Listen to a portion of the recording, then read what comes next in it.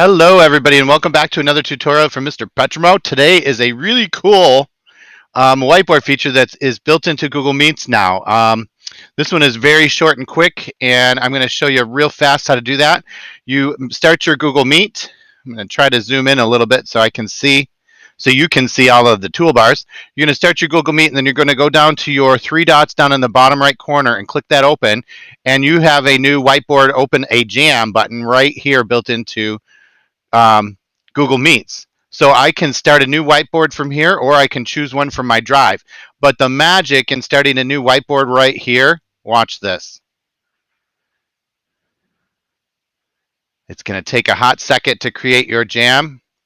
It's going to throw it on your screen. And you can make it whatever size you want, but the beauty of this, watch. Right there's the link for the kids automatically in the chat. They click it open. You're on your jam. You're teaching with a digital whiteboard. Here's your pen feature. You can write it whatever you want. You can throw your graphics in, upload a graphic file, and there you go.